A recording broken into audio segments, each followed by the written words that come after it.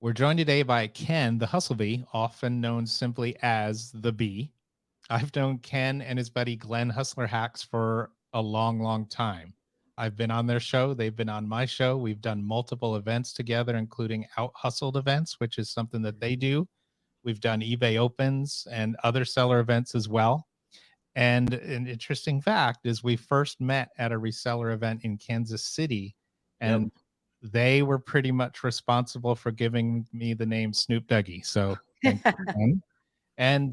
And we're planning more stuff, but for now, welcome to the show, Hustle Bee. Hi, thank Welcome. you. Thank you. Appreciate you, Clara and Doug. Thank you so much. Looking forward to all the things that could possibly happen moving forward. Oh, so exciting to have you here. I've been looking forward to for this session to interview you and introduce you, if you please, because I'm pretty sure many people in our audience don't know you. Okay, you're very well known in our community. You've been doing so much. Would you please, for those that might not know you, could you please introduce yourself and tell us what you sell, please? Sure, sure. So, my name is Ken, and we do this business together with my wife. So it's Ken and Jacey. The hustle bee is Ken and Jacey. Obviously, she's the behind the scenes stuff, which really it's like a yin and yang partnership. So Oh, we just focus on our strength and build upon that. So yeah, I oh, started reselling 7 years ago. yeah, Moved here from the Philippines 10 years ago now. So very young in this country still, but yeah, I've always seen the United States as the land of opportunity. So absolutely. when me and my wife decided to get married, I said like, hey, let's get married in a Uh-huh. different country. Like, so the choice was either Australia or the US. Um, Really? Those yeah, were your choices. yeah. Okay. So it's just so happened that we Eh, really didn't know a lot of people in Australia. mm, And then my dad's friend works for Procter and Gamble here in Cincinnati. nice. So we're located in Cincinnati now. He said Uh-huh. like, "Hey, why don't you move in with me? Kids are he's already like getting ready to retire. Kids are Uh-huh. out. He's got a giant house, and he said like, I'll give you the third story. You can have it, right?" So s- so okay, Wow. so I saw that as like, okay, Australia's definitely not gonna happen, but this is a good opportunity. So Yeah. we don't have to pay rent for a certain amount of time. Sure. So did that. Wow. Work at a call center, and it just didn't fit. I tried. I tried. Really? I was, the bottom line, I didn't even tell them that I had a bachelor's degree. It was because I just want to experience the Uh, how is work here yeah. if you start from the bottom. Uh-huh. And I've always heard the thing that if you work hard enough, there's going to be Yeah. opportunity. Yeah. So work my way up to a supervisor and a sales trainer and that point. And, I wanted to become a, site manager and stuff like that going up top. But that's when they pretty much told me like, oh, you're moving too fast. There's a lot more people senior ahead of you. Yep. Yep. And that's when I heard the business or corporate politics, The and I was like, glass wait, ceiling. yeah, The glass glass ceiling. ceiling. I was like, Yeah. wait, is this is a thing, huh? And I Uh-huh. tried and tried, and one day I was like, okay, I can't take this anymore. This is Yeah. taking happiness out of me. Although the reason why I got a job because I didn't want stress. So Yeah. back in the Philippines, I had a coffee shop and a car shop. Wow. I had 15 people under my payroll, Yeah. and I felt like it robbed me of my teenage years Okay. because Yeah. I had to grow up fast. I had big dreams, but I didn't know that was the Mm. sacrifice for it. Yeah. So when we decided to get married, I was like, let's sell everything. Yeah. I don't want the 24/7 stress of Yeah. having to manage a business. Uh-huh. You had overheads. My overhead Yeah. was so much, Yeah. and then so I got 9 to 5, and then realized that it wasn't really for me, and I just went to my boss and like, hey, I'm out. My last day is this Friday. And he's Uh-huh. like, and he said, no, you can't do that. You gotta put a 2 week notice. And I said, what's a 2 week notice? And then they got mad. They literally suspended me until they kicked me out. And I was like, whatever, I'm out. Yeah. Yeah. Wow. And We then have that's when I uh-huh. started hustling, stumbled into the sneaker game. I mean, I've Yeah. always been a sneakerhead my life.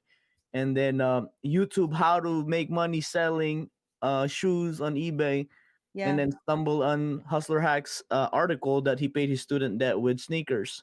Yeah. After that, I just hit him up, and now we're like brothers. So Clara, so Ken answered two questions in one. So Yeah. we could, good job, Ken. Very efficient. I figured you would tell the guy in if I got to give you 2 weeks notice. 2 weeks, I'm going to have a whole new business started, which is true. So there was quite a bit of time when you were eBay focused. Mhm. What made you decide to expand? I think the goal was not to expand really. Mm, I took on eBay and I looked at it as I need to be an expert on this before I start doing something else. all right. One of the things I would say a flaw of mine is I get sidetracked too easily.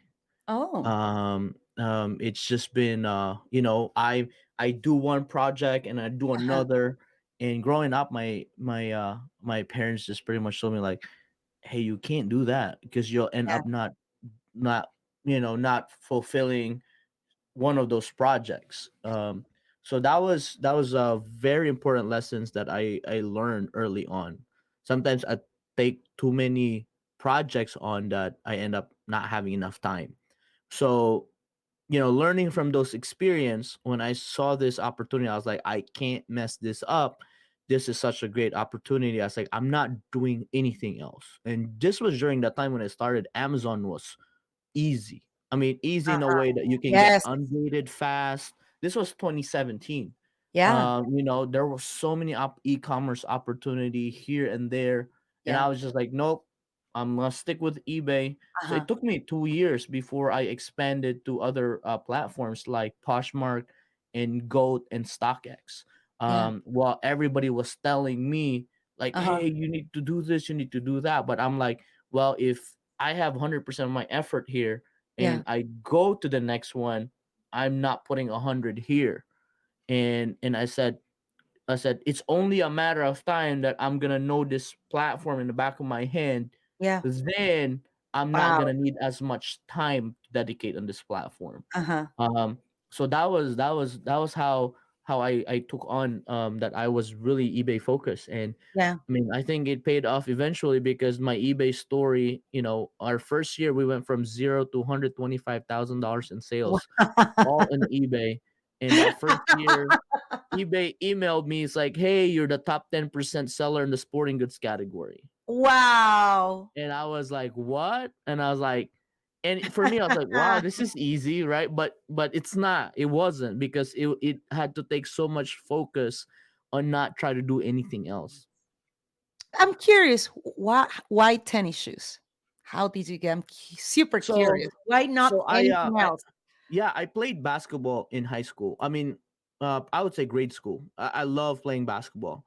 So come a time I wanted to join the team, and then I told my mom, and that's when I was introduced to sneakers. I mean, we weren't well off in the Philippines, so I was like, man, like I'd love to have nice shoes. And then that's kind of like the reality hit. It's like, wow, like these sneakers are like $150. And it's like I've never seen my parents buy anything like this, right? Wow. so so my mom was very big on academics, and my mom said, um if you get straight A's, I'll buy you a new pair of shoes. So Wow. every quarter I got straight A's. So I was the kid in school that had straight A's and had nice sneakers. uh yeah, so that was it. That was the trigger. So my mom uh would ask me to do things for sneakers. So my mom gave me a sign, will work for sneakers. Anything I would do was for sneakers. Nice. I probably could think I was Yeah. probably like 10 or 11 when it started, and Yeah. it was, so that's like over 20 years now. So ever since then I was just been fascinated, I guess, because it was like the Uh-huh. positive reinforcement my parents put on sneakers. So now Wow. So now I feel like my brain is wired that every time I get a new sneakers, I feel happy. I feel accomplished Wow. because of how my parents like pretty much disciplined me along the way up until high school. Wow. Ken, what is your favorite pair? I must ask. Oh, it's right here. It's a Jordan 12 Flu Games. I have it Ooh. close by. Yeah. Okay, audience, for those of you that are listening, it's a beautiful Yeah. pair. It's a leather, Yeah. uh, Leather. leather. It's black Black and and red. red. Incredible. The embroidery is like Yeah. almost like a sun shining. Yeah. Yeah. It And is. It is a sunshine in the back. Yeah. So, yep. Can you tell? I Michael, used to sell clothing, huh? yeah, Michael Once a Jordan wore reseller. this. Yeah, he wore this in 1996. Was the first original pair. Nice. And I Yeah. still have the original 1996 pair. This one is the Uh-huh. reproduction already. Yep. But he wore this pair. He had stomach flu. He had food poisoning basically, and Yeah. he went on and scored over 30 points and helped his team win while having it. So he had to have IV rehydrated after the game. But it was a Yeah. reminder for me. I mean, although I didn't see the game, I Yeah. was like, that shoe is what I want to become. Like Wow. overcoming obstacles. So that's why it speaks a lot to me. And although I don't wear this a lot, but I see it as Yeah. like, man, if the guy could It overcome it looks like that, it looks yeah, unused, Ken. yeah. So this one's kind of like it's very new. So I keep like four or Wow. five pairs of these. Really? Just in case. I love it. Thank you Yeah, for sharing. That was amazing. yeah. So obviously sneakers are a big part of your story. Your journey to the United States, big part of your story.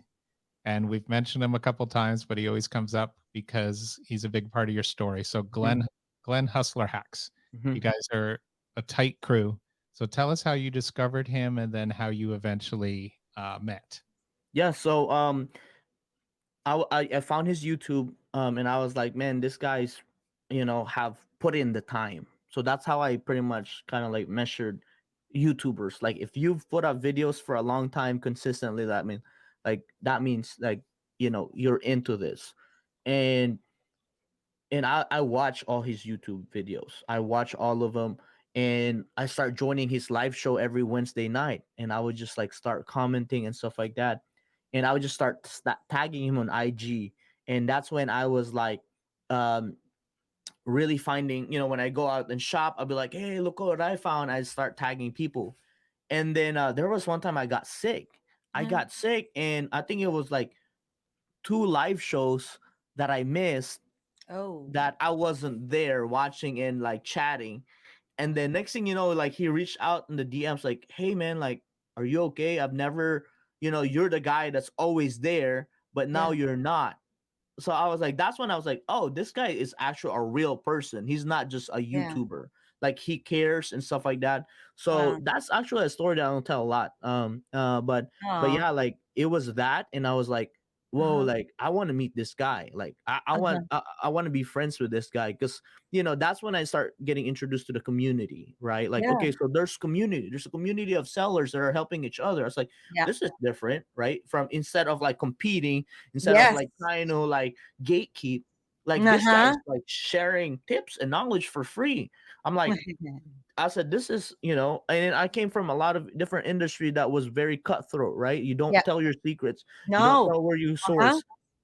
So I was like, this is different. So that was like, it resonated with me because, Uh-huh. deep inside, I'm a person that wants a lot of people win.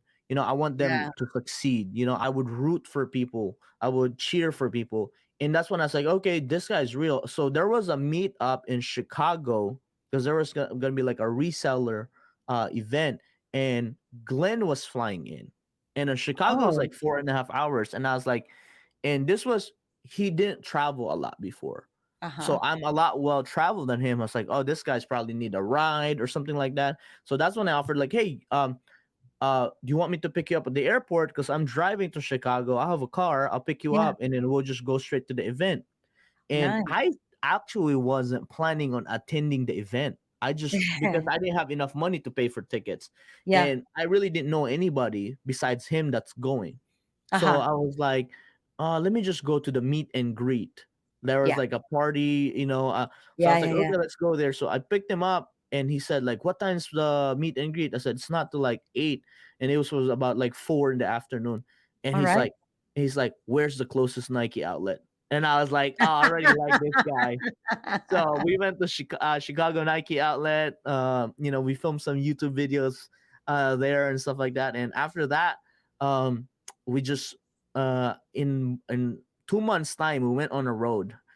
We went and traveled together to Uh-huh. visit major cities in the country to source. Wow. Yeah. So now we're like brothers. We talk every day. Awesome. The beautiful thing about our community, I cannot even say the same happened to me, and Doug, look at Doug and the Yeah. community. It's just what an incredible community we have, like no other industry, no other business. And that's nice to hear that you were able to find that camaraderie so Yeah. fast. Yeah. And it's long lasting, still Yeah. going. So Yeah. that's there you have it, beautiful community. Go, and this is why you assist to events, Hmm. or do networking, maybe Facebook groups or listing parties. But yes, you need to find that person, that buddy, or that someone that is going to be a buddy to go sourcing, or maybe a partner, or someone that will advise you. That's amazing. Now, you and Glenn have a live weekly YouTube show. What can viewers expect to see on that, B?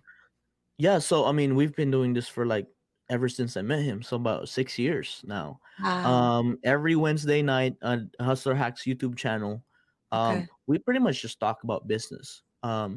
That's the biggest thing that we talk about there. Um, you talk about community. My Uh-huh. my thing was, how can I serve the community back that has helped me gain so much knowledge. Yeah. So I'm pretty much kind of like a trailblazer in kind of ways. So I pretty much would test something new, and I would report it back to the community through the live show. It's like, hey, I tried this, Yeah. this worked, this didn't work. So that's kind of like how we talk about. And Glenn's very good at finding different topics. How this goes is, I don't know if everybody knows. He It's a blind topic for me. He doesn't I don't know the title until Oh, the day off. And I don't know the talking points until the day off. He likes to get my raw reaction and my raw answers. nice. So it's kind of like, okay, so this is his take, and what's Yeah. your take now that you heard it now? So that's how The he sees it. super original content, Yeah. super original, Yeah. not staged, not Hmm. prepared. Yeah. There is no, wow, I Yeah. love it. I love the Yeah. concept. So a lot of people can learn from, Uh-huh. just different tips and tricks on how to source better, how Yeah. to list better. And we also address different issues, any updates within different platforms, like if there's like Mhm. any errors or glitch, any like zero violation for eBay and stuff like that. Yeah. Those are the ways that we address it. And then, with proper forms of channel within the community that I serve, I pretty much just bring it up to eBay Yeah. along the way. It's like, hey, this is what we're hearing within the community. Yeah. Like, let's, what can I answer back to them? What's Yeah. what's the policy on this? Because at the end of the day, like, my goal is to have like a good working relationship with the platforms that we're selling. Yeah. Because if there's any issues, I want to be able to get a hold of somebody and not just try to phone a customer service line. Yeah. And I'm sure that's the same way with platforms, right? Because like they want to feel what it is like in the ground, Yep. in the battlefield, so per se. So I pretty much do that thing. I pretty much come up with different issues that we need to address and bring it up with eBay, and eBay would relay answers to me, and we'll resolve issues. Nice. That's Yeah. incredible. There you have it. Solution oriented, and then that's so important to have that mindset of how Hmm. can I help to resolve the issue, Yeah. instead of just ranting or maybe venting out. It's just take those 10 seconds, and figure it Yeah. out. How Now can you help? you said it best. That's what me and Glenn say. We are solution oriented people. We find solutions. We don't have time to Yeah. dwell on the issue. Yeah. but our goal is to find the issue and Mhm. resolve it. And if it's, I said, there's two categories. It's either in our control or out of our control. If it's Yeah. in Yeah. our control, we'll Yeah. find ways to figure it out. If it's not out of control, it's either not worry about it. Exactly. Mhm. So you've obviously got a special relationship with eBay. You started there, you grew your business from there. So Uh-huh. tell us about your relationship with eBay, what you've done. You've done eBay opens, Mhm. multiples. So Yeah. tell us about your relationship with eBay, please.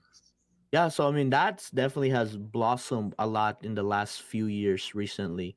Um, my first contact with them was pretty much just through emails, congratulating me with my early success in my first year selling.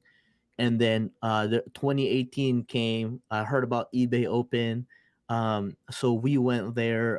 Had a chance to go visit the mothership or the headquarters. It was funny because we didn't know how expensive San Jose was until we got there, and then we were like, Glenn, like hotels here are like $1,000 a night, and Yeah. those are like shady hotels. Like, Yes. and then that's when we hit up like Doug. It's like, hey, Doug, like, and he's like, and we never really asked him, but he's like, he offered like, hey, man, I got a big room. You guys want to stay in my loft? I'm like, a loft and a hotel. This would be pretty big. And then so we were Wow. like, oh yeah, let's do that instead. so, so we stayed with Doug, and pretty much that's how we pretty much cultivate our relationship after that. So we've done seller spotlight with eBay. They came to Uh-huh. our house and filmed it. I've Wow. done Nice. podcast um, with Yeah. Griff, Yep. with Brian Yeah. Burke, and Great then now session. with, Great session. yeah, with, eBay for Business yes, podcast. We love you, correct. Griff. We love you, Brian. Yes. So and then now we have the Seller Spotlight podcast. That was the thing that we helped launch. Uh-huh. I was like, I think first or second interview there. So I've worked a lot with the eBay seller community side. So Okay. that's what we've been working on. And then recently now we're working together with just different marketing projects that we have. We've done holiday promotions, Uh-huh. holiday ads. So Wow. through Instagram mostly, that's where I do my social medias. Oh. I'm active there. So we've documented our journey since 2017, since we started. Uh-huh. So just throughout there, helping, vice versa, giving issues, feedback. Uh-huh. So the last eBay Open since 2018. I've been a part of 2018 and 2019. We did a panel with Doug. Mhm. 2020 we did virtual. I was part of the virtual. Yeah. 21 was the hybrid. So we went or and then 22. Well, 22 was the hybrid. It was still virtual in 21. 22 we went to the eBay headquarters, spent a week there to film and shoot and meet with different department heads. So that Yeah. was very big. So it's a very healthy relationship for sure. And what I like about that relationship is Yeah. they haven't really limited me to be like, hey, only promote eBay. eBay's pretty much, Oh, openly said like, hey, we want you to succeed, and whatever platform works for you, go there you there. have it. So that's when I say, like, because I've worked with a lot of companies. So it's like they're very Uh-huh. exclusivity first, right? Like, hey, Uh-huh. how much would you charge if you only sell on our platform? I'm like, Wow. at this point, it's like, are you really concerned about me making money or making sales, or are you just concerned of me not doing sales in their platform? Yeah. So when eBay told me that, I was like, I'm on board. Like, put me on any programs that we can do Wow. together, because it's business helping Uh-huh. other business succeed. So I like that. Exactly. Yeah. There you have it. So there is, we can destroy the myth, okay, that if you cross post to other platforms or you sell in other platforms, eBay is gonna punish you and send you to No, somehow, your ranking or visibility will no. not. Yeah, there is a myth that everybody said there's like a switch on eBay, right? Like if you do something, it's off. It's funny because I've been there with Doug, and We tried. I mean, we pretty much had all access when we were there. You pretty much toured the whole facility and tried to find a giant switch that turns off your listings or turns off your sale. So every time I go there, I always have my head on the swivel to look for that secret red room that had a giant switch that people could turn off. But it's not real. It's not real. We tried to find it. It's not there. Yeah, the unloyal to eBay switch. Yeah. Okay, there you have it. B, can the hassle be, okay, is confirming, okay, that such switch does not exist. Right, Daggy? Exactly. That's right. It's also a myth buster. Yeah. I love it. Hi. So live selling has become big this year. I know you're very active doing live sales events. Tell us what you're doing, how is it going, and what you've done in the past. Yeah, I mean, live selling was definitely, something that I didn't see. I didn't see it coming. Yeah. I've seen it in Asia, but I've always said like we're far ahead from it. And then next thing you know, Glenn Hustler Hack said, "Hey, have you heard of this live selling?" I'm like, "No, like what is live selling?" Uh-huh. But I've seen people go live on Instagram and sell something, right? Like I Yeah. was like, "Okay." And he said like that's pretty much it, but people can buy through the app. I'm like, okay. And Uh-huh. then he said we need to apply. I was like, okay. I heard there's a really long line, so this was Whatnot during that time. And then All he right. applied, and then I applied. So we waited about 3 weeks to 4 weeks, almost a month, to get approved. So we Wow. weren't brought in as like sellers or influencers or anything like that. We went through Uh-huh. the same process.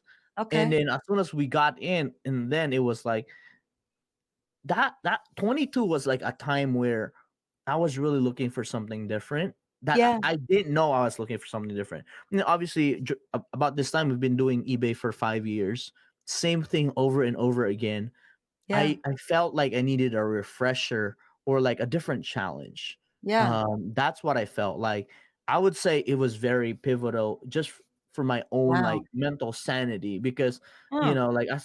I've said before, I'm a guy that likes different projects. When there's Uh, not a lot of projects going on, I feel like bored, my yeah. energy is not high and everything like that. So when I Huh. saw this, I was like, we looked at each other, me and Glenn's like, let's give it our all.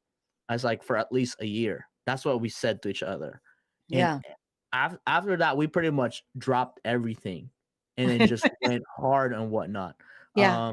So from then on, for our first month, pretty much we did like about like 50 to 70,000 dollars in sales every month and whatnot. Wow. And that's when Whatnot invited us, like, hey, do you want to come to like Oh SneakerCon my Denver? God. Oh, 50, there's a hold on, ka-ching. I hold on, love that 50 to sound. 70,000 a And month then they heard it, consistently. ka-ching, right? Ay, Um, yeah. so Whatnot pretty much reached out, it's like, hey, like we noticed that you're selling a lot, and Yeah. I'm like who are you? And like that's what pretty much they said. I'm like, well, Yeah. I'm Ken the Hustlebee. I'm a seller on eBay. And it's like, so how much inventory do you have? I'm like, during this time I had like 200,000 inventory, and I was like, they Yeah. were like blown. Like what? Like how? Like so obviously they're a platform that pretty much sell everything, right? Yeah. Yeah. but Yeah. but so we met up in SneakerCon Denver, Uh-huh. invited us there, so we live streamed there. and Oh, and then Whatnot pretty much said like, hey, like we had a really good feedback with your live, very yeah. engaging. And obviously, I mean, even Glenn said it, like, I think this platform was built for you, Yeah. because I love engaging people. Lights, camera, action is my thing. Yeah. And then it just blossomed from there. And after that, we pretty much went to every sneaker convention uh, for the rest of the year. So Wow. I mean, we counted it. We took After May, we took Yeah. 68 flights after May. So we were living on hotels and airplanes, Yeah. and being in different cities that we've never been before. And Yeah. also it became an avenue where people could meet us in person. Yeah. Post pandemic, Uh-huh. we made more friends online than in real life. Yeah. And Yeah. Yeah. then that's when I said, like, hey, I'm going to Denver, I'm going to uh Yeah. I'm going to DC, I'm going to Dallas. Then everybody's like within the community, Yeah. they're like, oh, let's check that out. Let's check that out. So Yeah. they're not even like hardcore sneakerheads like me, but they've known of me. But now they saw this an opportunity to like network in person. Yeah. So we did that full 2022 last year and Wow. hardcore with whatnot. And then now we're experimenting with eBay Live, a full Yay. circle now. Yeah, so eBay got us invited us. So Yeah. there's around a handful, less than 10 sellers that could go live in the sneakers category, and we're one of them. So we're learning that again. So this is my newfound challenge lately. Nice. Nice. Now, is Jacey goes with you to all these trips, went with you on this tour, or were you Yeah, alone? so last year, so early on, it was just me, Uh-huh. primarily because we couldn't afford it. But Oh, as soon as last year happened, we've yeah. partnered with different companies, I pretty much said like, man, this is like either pretty boring or pretty hard to do it all by myself. Oh, Um, and once the sneaker con opens at like 12, it goes hard to like 7, yeah. and I'm always in front of people, Yeah. and there's just things that needs to be taken care of, Yeah. that I figure that it's so much better when I have somebody that has my back and that's Absolutely. looking out for me. Yeah. So I pretty much put my foot down, said whenever I'm going, Yeah. JC's going. And what we've discovered throughout that is now we're able to document the journey better. Yes. um so actually the start was, I went to South by Southwest in 2022 Oh, with eBay. yeah. That Oh, was the wow. start. Yeah, so that was the start.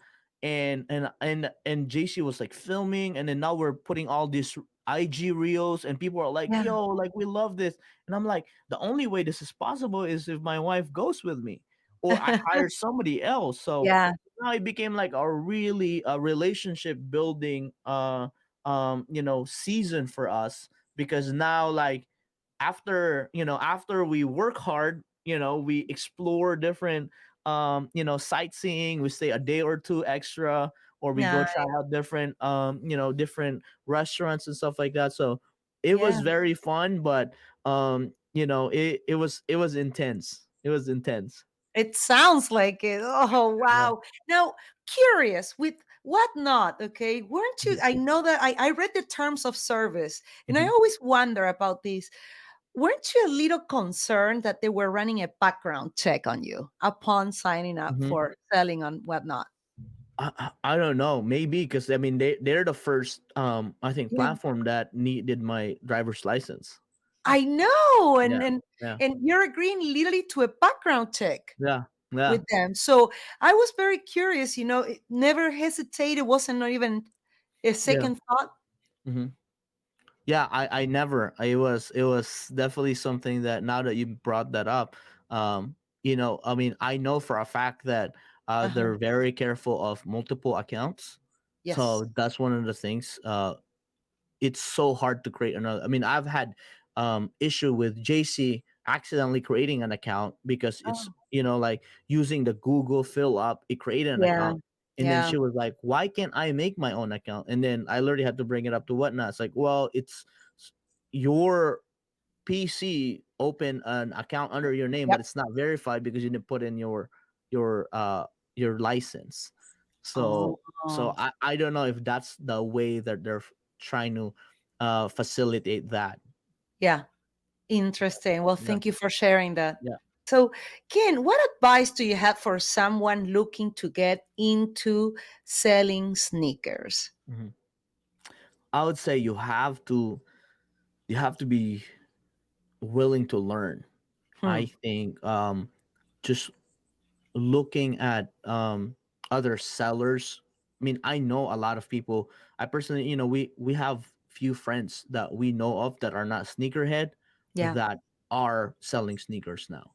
um Mhm. but it is a big learning curve. It is not that easy, and I think the biggest thing Mm. is the cost of investment. Obviously, it's a lot more Uh-huh. expensive. Yeah. Yes. So um that's why my biggest advice is go to a Nike outlet.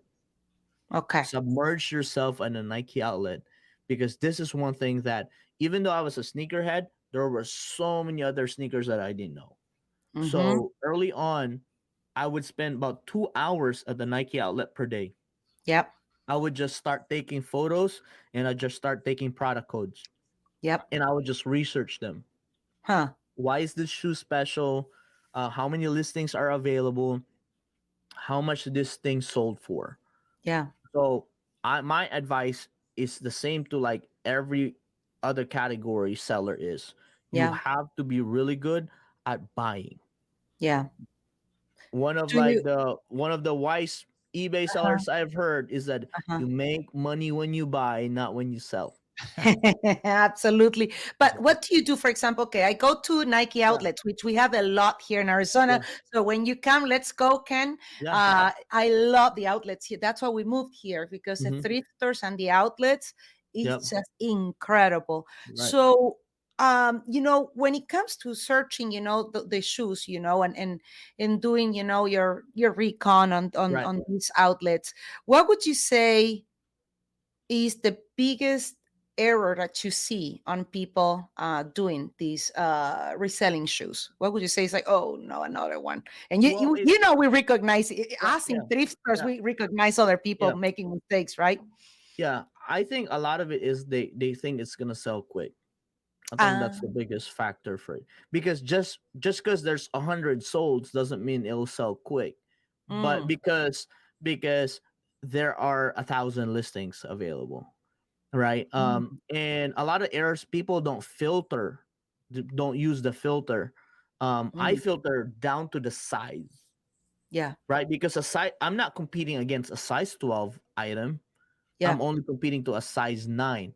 So yeah. that's the biggest factor. So a lot of people say they just type in the product code or the title and then Mm, they see 500 listings, 500 sold, right? yeah.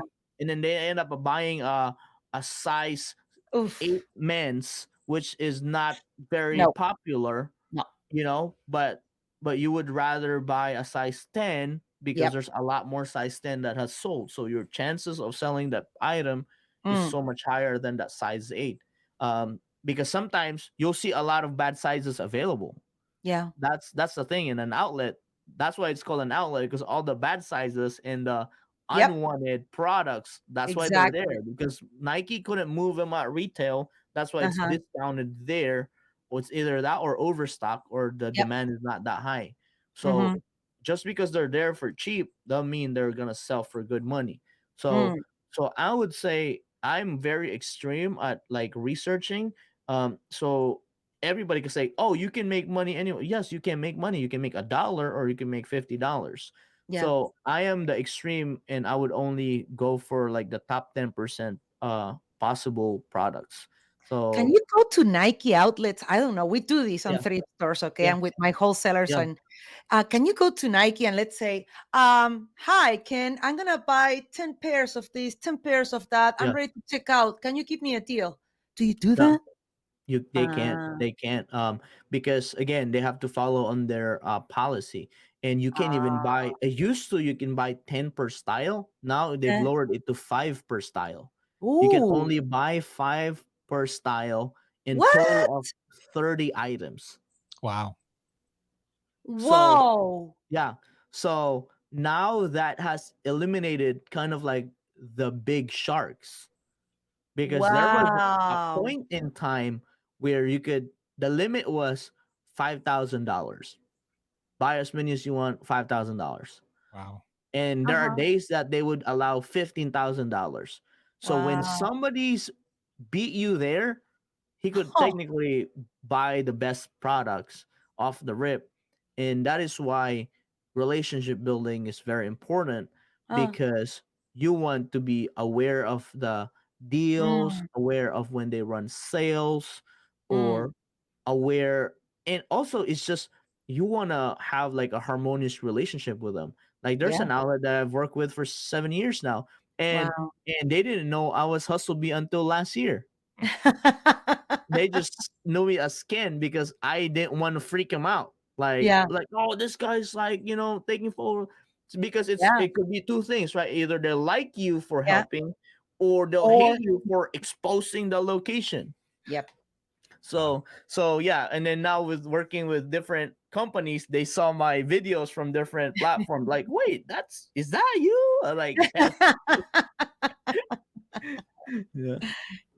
So, Ken, tell us about Out Hustled, and is that coming back? A lot of people have asked me that. You know, it should come back. I would say that. Ooh. And with just the different, just a teaser, we've had Uh-huh.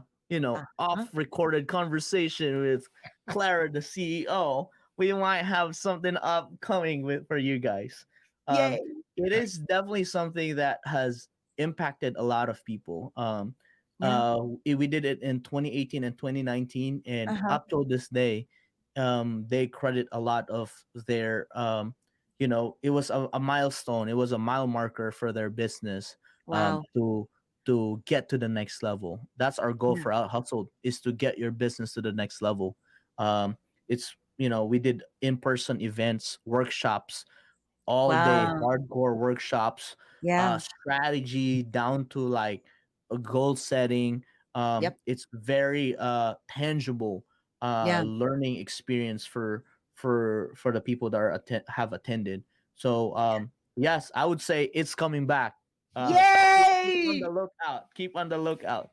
Oh my goodness, I'm so excited about that. I know it's those things that I'm so lucky that I had Amanda when I started reselling for the clothing ball, because I don't know where would I been 14 years ago Yep. without a partner helping, or a community. But you having the Out Hustle network and resources, this is something that the community really needs. I'm so happy Mhm. to hear that you're bringing it back. Mhm. Yay, Ken! Yep.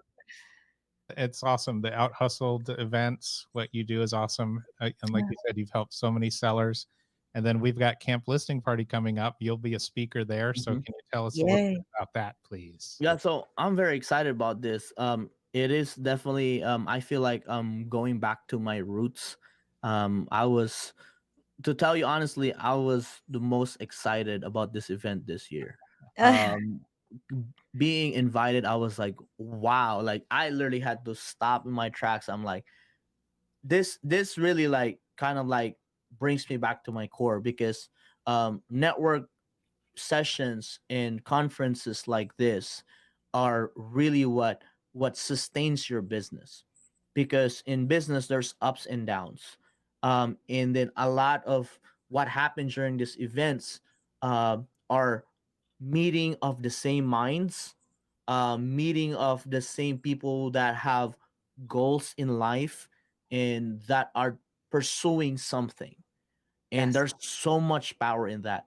And I'm like looking at, like, I'm gonna be that energizer bunny wherever you guys need me for. I'll bring that energy, I'll bring that aspiration, and obviously the experience. No, because now, like, I'm 7 years in, right? Like back Wow. in the day, a lot of people have said, like, oh, I'm 1 year, 2 years, that's those are baby moments, right? Yeah. There's a huge, only 30% of business lasts over 3 years. Yep. And then now we're here, right? So Hmm. now I feel like, I'm in that phase where I have a Hmm. lot of experience and a lot of things Yeah. where I'm very willing to share it. So Yeah. that's what's gonna happen. So I'm excited. I'm gonna be all in on this event, all plugged in. Flights are booked, hotels are booked.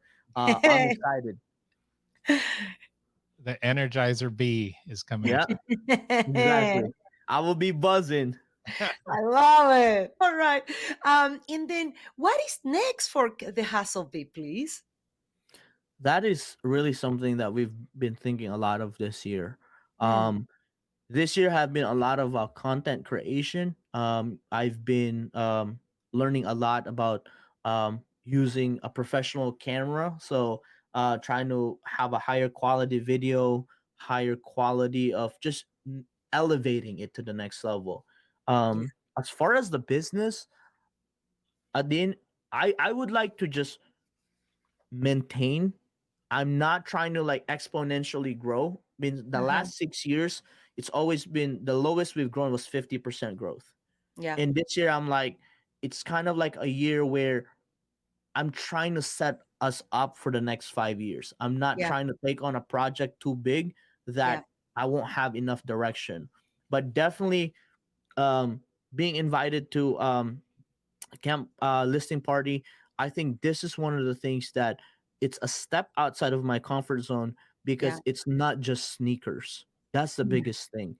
And Yeah. ultimately, it doesn't, what I tell everybody is like, having an e-commerce business is not really about, yes, there's a lot of it has to do with the product, but it's a lot of it has to do with the operation. And Yes. I think that has uh something that we have learned so much Mm. between me and my wife's. um we're a two-person operation, and now we have one person that we've employed, so there's three of us now. Nice. So it's just mastering the scaling of Yeah.